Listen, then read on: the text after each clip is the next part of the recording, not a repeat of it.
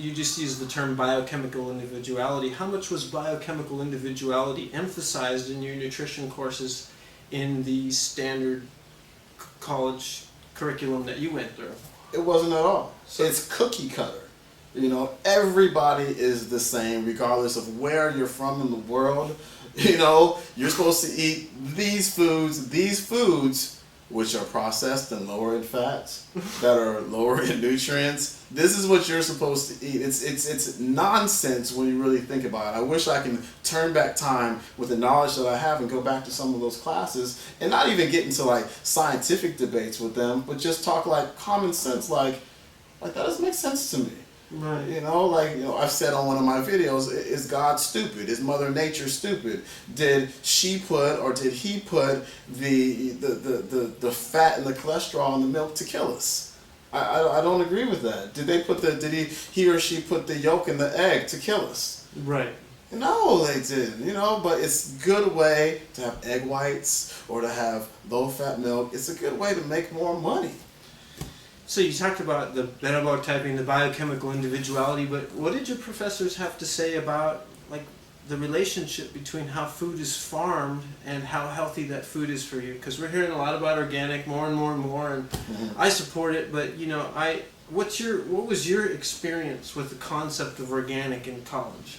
I didn't have an experience of organic in college. So it was just basically like it was not even mentioned. It wasn't even, I graduated in 2001. Organic has become more of a buzzword these days, yeah. And so a college student is going to be more inclined to mention it, yeah. And so it may be covered, but at that time, as recent as it was, 7, 8, 9 years ago, right. That wasn't the buzzword, and so we really didn't learn about that stuff. You'd be surprised how few of your nutrition teachers actually understand just the basics of soil science. You know what I'm saying? And that's you know, everything comes from the soil. Because that's a different degree, right? Yeah. That's a different 4-year program. Exactly. Or 10-year program. Yeah, but you have to get back to the basics and say, hey, everything comes from the soil. Yeah. If you don't have healthy soil, then you don't have healthy plants and healthy crops. You don't have healthy animals who eat those crops, and then you don't have healthy people who eat the animals who eat the crops, or healthy people who eat the crops, you know, themselves. And so,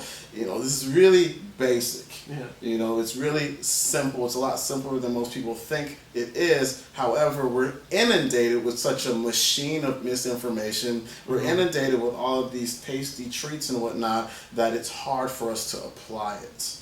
But when you do apply it, you feel much better. You actually get the results. And how's your professor going to tell you about organic and biochemical individuality, metabolic typing, when the cafeteria on the campus is selling you non-organic, highly processed? I mean, it's almost like it seems like there has to be a built-in sort of self-censorship going on in a way. Like they just, I don't know, it just seems like they can't tell you the truth. Like they're bound to not tell you the truth. Does that seem like a possibility? They're bound. If you had a nutrition class and they told you the real truth, then you're going to be less inclined to buy the food that's on campus. You know, I probably went my whole freshman year probably without eating a single vegetable except for French fries and ketchup. You know, and I probably didn't drink any water, just drank soda and Snapple. You know, but that's what was available to me. You know, you're on a meal plan. Right. You know, you can either have breakfast or lunch and dinner. So one of those meals I'm going to miss, or I'm going to have to go buy a cereal bar. And somebody told me like cereal bars are like the #1 consumed food for college students. Right. And is this at a place where we're supposed to be learning, you know, and using our brains? Right. Are we really telling our students to fuel themselves with these processed foods? You know, but you know, we can't expect our, you know, East Commons or whatever to turn into a farmer's market. You know, it's not going to happen because there's no money in that. And at the same time, you know, we just can't blame the schools. Right. You have to blame the students too, because if you have a salad bar at a school, there's nobody there. You got a McDonald's at the school, you got a line going around the block. But why is there a McDonald's at a learning institution? Because it makes money. I mean, I don't think anybody would honestly look at you and say that McDonald's is good for you. They might say it's okay in moderation, but you know, you got McDonald's at some hospitals. I don't know. To me, it seems like the system has lost. It's become ungrounded, and I don't know. Is that reasonable? It's a matter of convenience. it's a matter of personal freedom, especially in the college setting, specifically, that's the first time you've ever been away from home.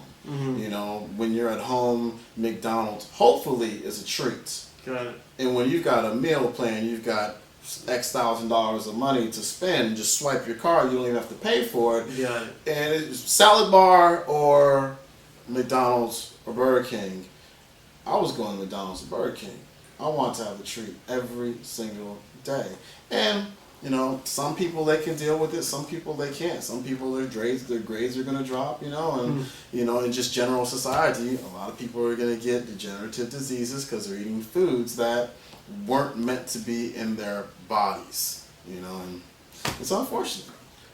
I think that's about all the time we have, but it's been a pleasure to have your videos on our channel, and it's been great to get to finally meet you. Right on, man. Thank you very much, Right on, Sean. All right. Yeah.